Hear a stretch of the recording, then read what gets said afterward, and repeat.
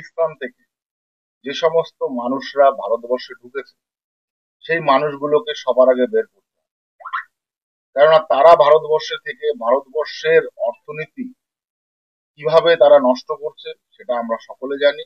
এবং এই সমস্ত জেহাদি পন্থী যারা আছে তাদেরকে ভারতবর্ষে আসার পরে মদত মদত দিয়ে আমাদের কর্মকাণ্ডে বাধা সৃষ্টি করছে। তাই সবার প্রথমে আমাদেরকে ভারতবর্ষ থেকে এই পাকিস্তানি যারা ওপাশের নাগরিক যারা ভিসা নিয়ে এসছে, বিভিন্ন ভিসা নিয়ে এসছে, তাদেরকে ভারতবর্ষ থেকে অতি শীঘ্র বিতাড়িত করতে হবে। এটাই আমাদের আগামী দিনের সবচাইতে বড় নীতি। এই নীতিতে আমরা খুঁজে বার করেছি প্রায় 5.5 লক্ষের উপরে যারা পাকিস্তানি নাগরিক আছে, তারা ভারতবর্ষের যারা নাগরিক তাদেরকে বিবাহ করে ভারতবর্ষে এসছে, ভারতবর্ষে থাকছে এবং এখানে এসে বিভিন্ন জেহাদি কাজের ভিতরে তারা অংশগ্রহণ করে ভারতবর্ষের অর্থনীতি সামাজিক অবস্থানকে তারা ক্ষতিগ্রস্ত করছে।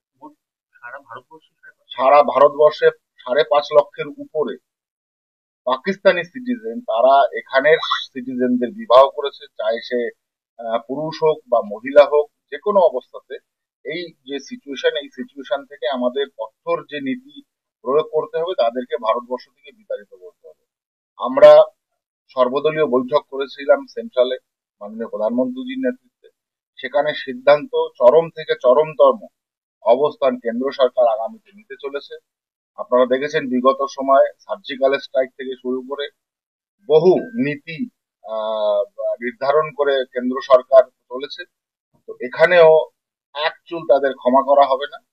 যারা যারা আজকে শহীদ হয়েছেন, আমাদের ভারতবর্ষের যারা সিটিজেন, তাদের যে শহীদের মর্যাদা তারা পাবে অবশ্যই করে। এবং তাদের এই শহীদ মর্যাদা এবং তাদের উদ্দেশ্যে আমরা কখনোই এই যে জেহাদি নীতি আমরা ভুলে যাইনি। আমরা ভারতবর্ষের পক্ষ থেকে মাননীয় প্রধানমন্ত্রীর নেতৃত্বে সবচাইতে কঠোর থেকে কঠোরতম আমরা অবস্থান আমরা আগামী দিনে নিতে চলেছি।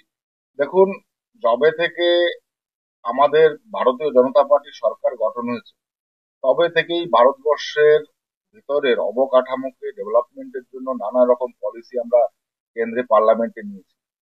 কিন্তু ইউপিএ সরকার যখন ছিল তারা সম্পূর্ণভাবে আহ গা হেলামি করেছে এই সিটিজেনশিপ নিয়ে, সিএ নিয়ে, এবং ভারতবর্ষের মূল ভেতরের স্ট্রাকচারকে তারা এইগুলোকে মানে অবহেলা করেই ঢিলে করে দিয়েছে। যে কারণে আমাদের সময় লাগছে এই স্ট্রাকচারকে মজবুত করতে। এরকম বহু নিদর্শন আছে, শুধু এখানে নয়।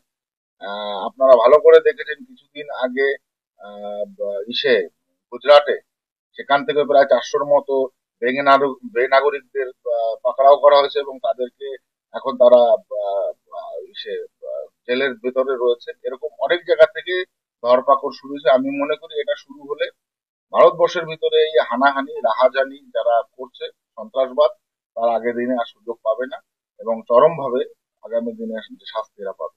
তার ব্যবহারের কতটুকু রাইট আছে ইউএন এর যে গাইডলাইন অনুসারে, সেখানে আমার কাছে মনে হয় না পাকিস্তানের পারমাণবিক শক্তি ব্যবহারের কোনো গাইডলাইনের ভিতরে তারা পড়ে।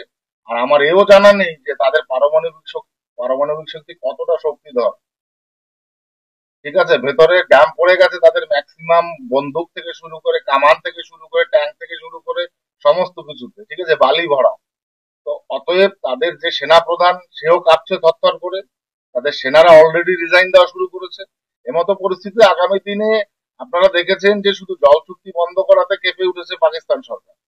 আরো অনেক রকম প্রসেস শুরু হবে, সেটা সময়ের অপেক্ষা। গভর্নমেন্ট সেটা করবেই।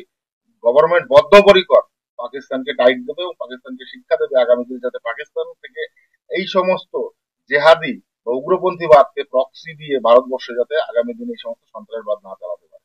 অনেক ক্ষেত্রে দেখা গেছে যে পাকিস্তানি নাগরিকত্ব নেওয়ার জন্য যেহেতু একটা আইন আছে যে কোনো যদি বাচ্চা প্রসব হয় অন্য কোনো দেশে, সেই বাচ্চা সেই দেশের নাগরিকত্ব পাবে, সেই বিষয়ে কি কোনো ছোট ব্যবস্থা নেবে?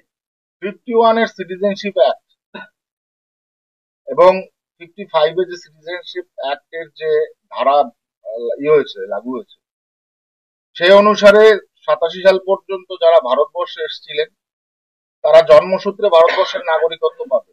তবে থেকে রাজীব গান্ধী এই আইন তুলে দিয়েছে, তারপরে থেকে যারা এসছে ভারতবর্ষে আর কেউ ভারতবর্ষের সিটিজেনশিপ পাবে না জন্মসূত্রে। তো পরিষ্কার কথা।